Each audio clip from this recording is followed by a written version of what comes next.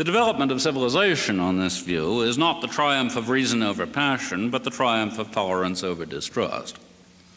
The course of human history is not a saga of increasing agreement about universal standards, but of increasing ability to tolerate diversity. What makes the difference between the pre-Civil War slave owner's attitude toward blacks and her post-civil rights movement descendant's attitude is not that the descendant is more rational than his ancestor, but that he belongs to a community which describes whites and blacks in more or less the same terms. The fact that America has changed from a community of whites lording it over a community of blacks to a community which is, although very slowly, gradually becoming colorblind, is not explained by saying that the whites noticed that the blacks were rational beings, or noticed that the moral law applied to them too, or noticed that they too were children of God. It is explained, I think, by telling the story of how the whites gradually became aware of the blacks' suffering. That's a story of gradually coming to notice the details of the life the blacks were leading, of what the life of a slave must feel like from the inside, of what it's like to have to sit in the back of the bus. This process of becoming sensitive to suffering which one had never noticed is an example of what I'm calling moral progress, the widening of the sense of community to include people who were once thought of as them. On the view I'm offering, therefore, democratic society is not founded on a sense of obligation, but on a sense of sympathy. It's not based on a recognition of intrinsic human rights, but on the ability of all the members of such a society to use the term we in the same way, to refer to a group which extends across religious faiths, social classes, racial lines, and philosophical differences. The increasing egalitarianism of the democracies is not a matter of recognizing that illiterate laborers, blacks, women, and gays are as much rational beings as middle-class, straight white males, but rather of those males themselves, the people who have a monopoly on power, coming to realize that these people have the same hopes and fears and the same susceptibility to pain and humiliation as they do. The sort of moral progress which this increasing egalitarianism exemplifies is a matter of the people who control the power of the state and its institutions gradually becoming able to think of the poor, the weak, and the outcast in the same terms as they think of themselves, to apply the same language to these people as they do to their own friends, neighbors, and colleagues. As I've already said, this extension of sympathy has, I think, been the product of novels more than of sermons and treatises, of literary artists more than moralists of principle.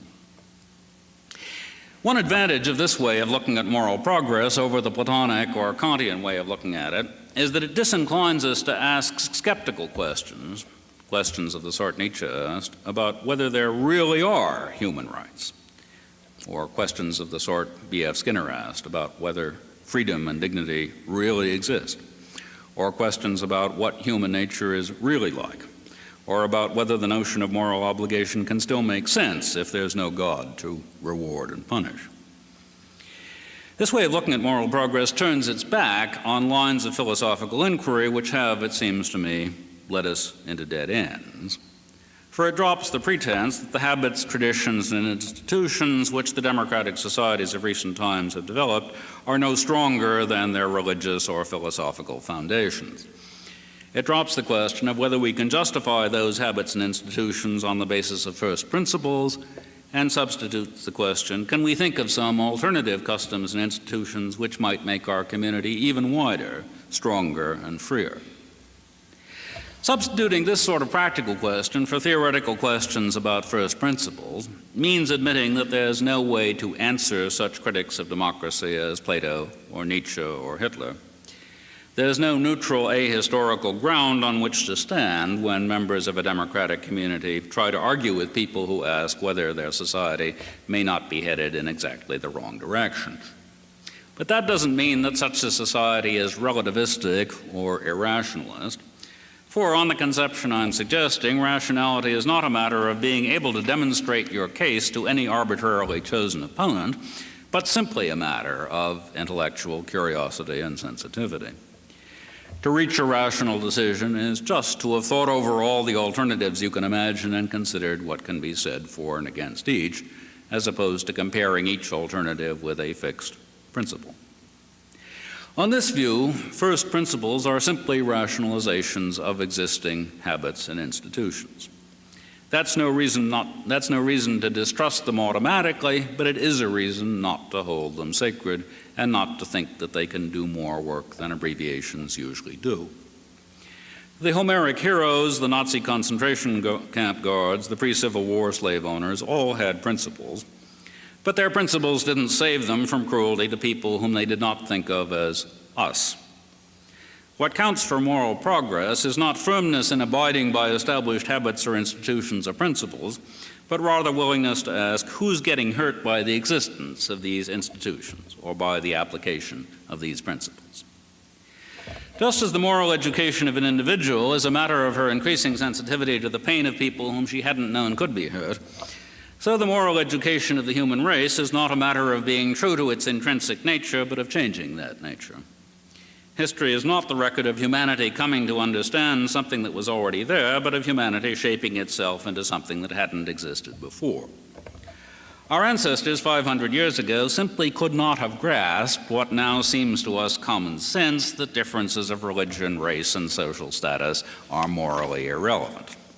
These ancestors weren't blind to something that we now see because there wasn't yet anything for them to see. What we see had to be created in the interim. The human race has been busy creating itself over the last 500 years, creating moral obligations for itself which were once mere fantasies in the minds of a few people of unusually vivid imagination and unusually broad sympathy. Let me end by returning to the topic with which I began, the role of the colleges and the universities in society.